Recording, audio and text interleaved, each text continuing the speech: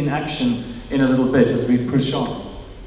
So in terms of where we're at the moment, no question, everything we've seen today says knowledge. There's no point in focusing on knowledge anymore. It's all really about skills. It's extraordinary what the stats are showing in the modern world of how quickly knowledge is developing, how quickly and easily it's accessible. As schools, we recognize that as well.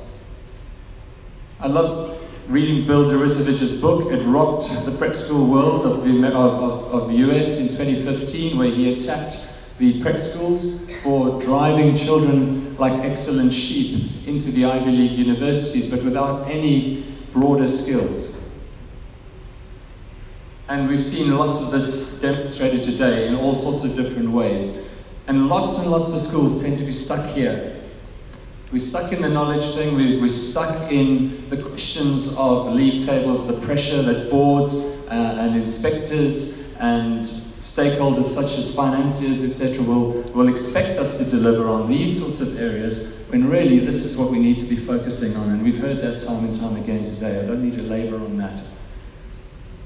So we try to think of a balanced approach, and we think that the balanced approach for children is really, really important. We've got to focus on the academic. We've got to ensure that the children get the cognitive skills that we've been hearing about so often today in terms of technology and the drive for the future. No question about that. But the pastoral and the co-curricular play an equal and balancing part in that.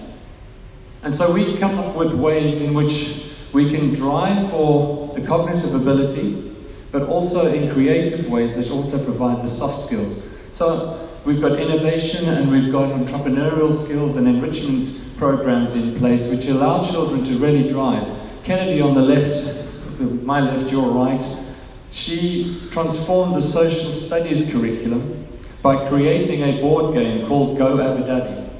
And that board game is, I'm sure, going to hit the market quite soon. It's such a brilliant way of turning the social studies curriculum into a game, and she's actually going to market that. It'll come out pretty soon. Raz over here was doing work from a geography and a science point of view on communications into Nepal. We've got Nepalese cleaners. When the earthquake hit a year or so ago, 18 months ago, there were issues with communication. So she developed systems for our cleaners to be able to communicate with their people back at home. And on the technology side of things, we've got a young chap, age 16, who did such high-level coding that the Dean of Engineering at NYU AD came across and saw his work and actually wanted to connect him straight into the university at age 16 with the work that he was doing. So those sorts of programs can give children a chance. But of course we can put the A into STEM as well, and we should never lose sight of the importance of music and the arts. On the sixth form teaching side of things, what we've done is we've brought in our new sixth form, which started this year. We've brought in the Harkness model, which is a university-orientated style of learning, which allows children to prepare well in advance of the lessons. We use technology in all sorts of other ways in order to facilitate that, but children essentially have to turn up at the lesson read up and ready to go. So they can't be waiting like empty vessels for a teacher to pack information into them. The task is for them to turn up and be part of the lesson generation. And so actually the teacher is the facilitator, and the kids in many ways lead the learning. Sometimes down the wrong path, and then they get brought back, and sometimes learning from the mistakes that they've made in order to arrive at the ultimate conclusion is no bad thing. We obviously pack in a wide variety of sports and a wide variety of other programs, and we think that that's really important. The dance program is alive and well. Carlos Acosta, the world-renowned ballet dancer, was on our stage, and we think that things like that and opportunities for our GCSE dance students to get involved with that sort of thing are also really important. And then we were proud to be one of 19 pilot schools for His Highness Sheikh Mohammed bin Zayed's moral education program. And again, from a soft skills point of view and also from a UAE point of view, we were really proud to be able to lead and guide the generation of what goes on in the curriculum of that. And we don't teach it as a standalone subject. We teach it integrated into everything that we do at Cranleigh. And we think that that works extremely well. So there are all sorts of ways in which we've got our kids actively involved through Model United Nations programs, getting out and about in the schools, as well as into the wider world. We've had Tom Fletcher, British Ambassador to Lebanon recently. He's been on our stage alongside Cambridge Society, and our children were asking the most brutal questions I think he's ever faced in his diplomatic career, as they challenged and took him through a whole series of different aspects of critical thinking.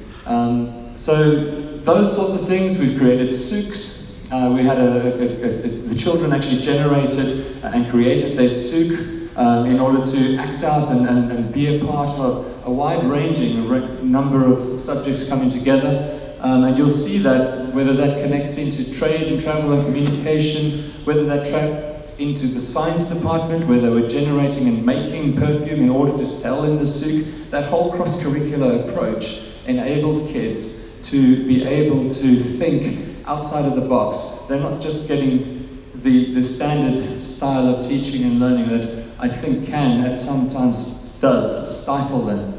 All sorts of opportunities for them to be presenters and to be creative in terms of how they deliver the moral education program.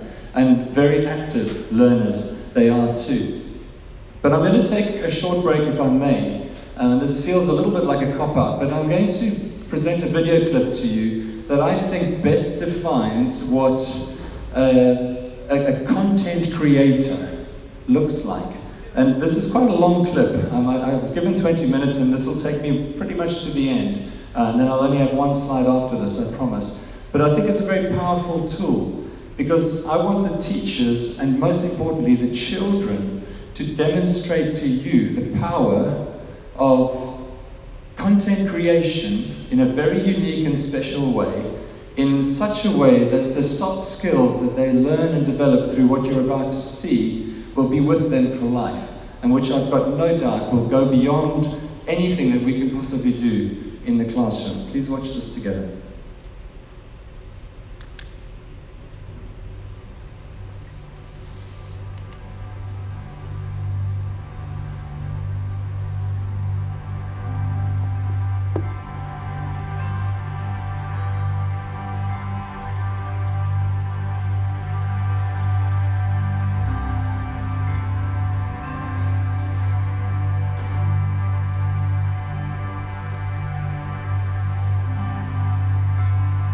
The meaning of the poem, the words, the text inside the poem, like inspired by the colors, what kind of the colors that I will use. I always love the Shazai poetry and Ausha Suwaidi poetry and Muhammad bin Rashid poetry. So I always like to use these words. So this inspired me to not just keep these words hidden in the book. So I decided to just take it out and put it in the visual art, like especially calligraphy, which is speak about text, to speak about the word, al-kalim.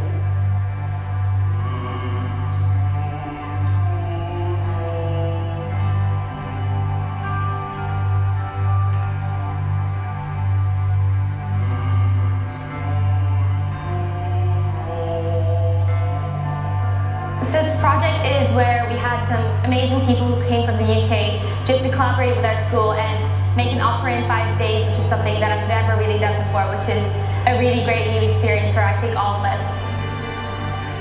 I think it's spectacular because all parts of performing are involved in only one thing, so everyone's united in one performance. If I was a child here at Cranleigh, then this would have been a salvation for me, where you have an opportunity to express how you feel about the world in art or in music or through your physical body language.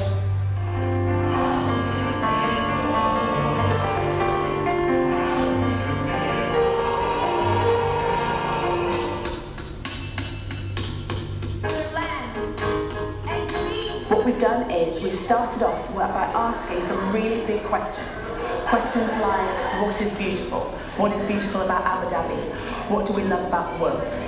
Those ideas were then brainstormed, they were put into a mind map, and then we looked at those ideas, we picked out some of the ideas that we really liked, and the pupils in groups then took those ideas and they then formulated them into a really exciting piece.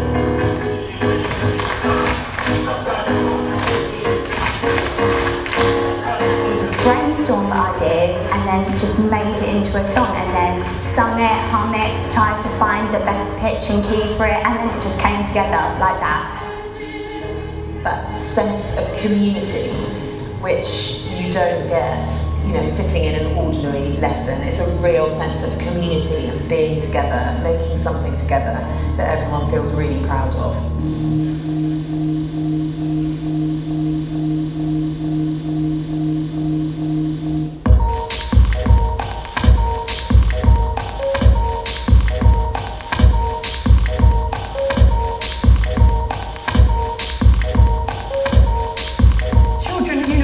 On a similar journey, no matter what they've got and what they haven't got. So particularly we've been looking at being limited and unlimited, and we were talking about you are your only limit, and that's really touching with a lot of the students in the dance department.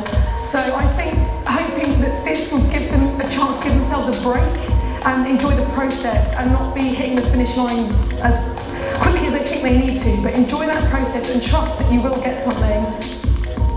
It's teaching us to work together, of course, because we have to work as a group to really make it a great piece.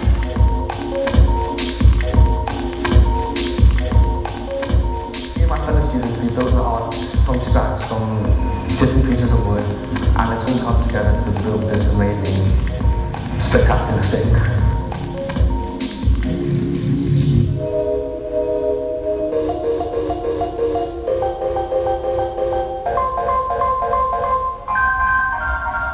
Well, the different approach here is that we have more, in a way, creative freedom, where some classes sort of get down, you do this, and it's still a lot of fun. But now it's fun here because we're still the ones taking the lead. We're the ones telling them, we want this there, but here we're allowed to do whatever we want.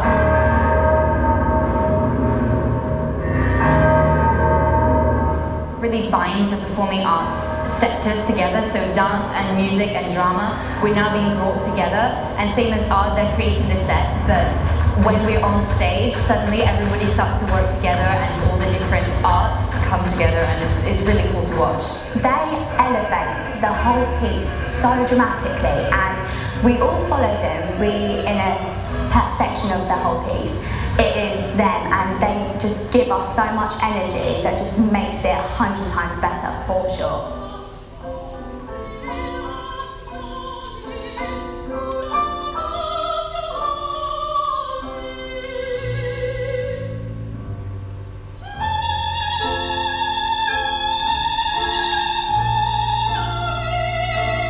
I'm here to help get the best out of the children, to hear their voices, to hear what they think about expressing themselves through the voice. I'm here to encourage and inspire them.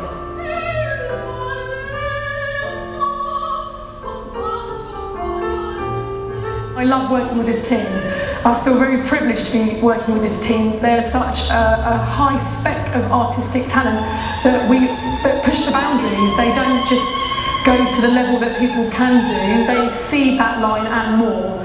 But think of it, like kids in 5 days were able to put together a whole opera, which sometimes can take months just to get together.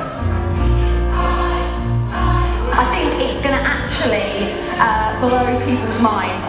So I'm actually really looking forward to tomorrow, to making it happen. Yeah, it's going to be good.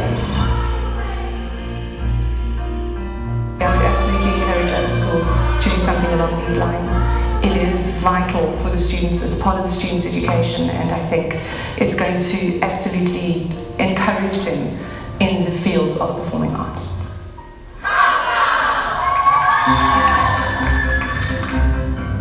In this project, the process is as important, if not more important, than the performance. And over the past 5 days, the children have been asked to concentrate and collaborate and respect time. They've been asked to dig deep to find new confidence, untapped talent, and unexpected resolve. They have been asked to lead, be led, and strive for seemingly unachievable goals.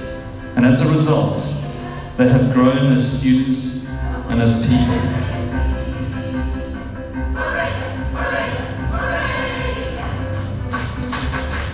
Just students that can pass by these artworks, it will be a good opportunity for them, and it may attract them to learn calligraphy and may become artists in the future.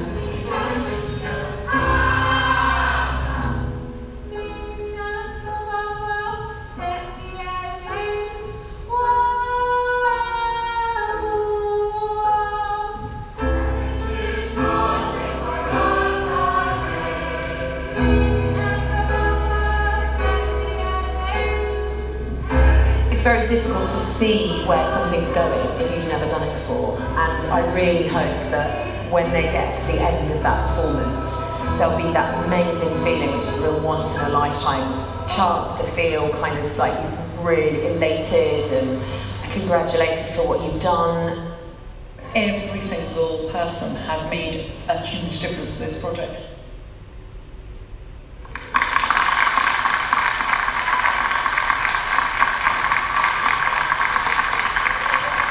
Just a little touch of humanity, just to remind us that whilst technology is driving us forward, we must never lose sight of the humanity that makes us all human after all. And I do honestly believe that as schools we can have our cake and eat it, that we can enjoy those sorts of levels of achievement and opportunity for children to be themselves as children, but also achieve phenomenal success. Both academically, which will lead them on to the top universities worldwide, but also in all sorts of other spheres. And as a school, of course, we're incredibly proud of the many accolades and awards that we've received so far. But I do honestly put that down as much to the content of projects like that as I do to the technology and the innovation and the drive for academic standards that we stand for as well. So thank you so much for listening, and I really appreciate you being here today. Thank you.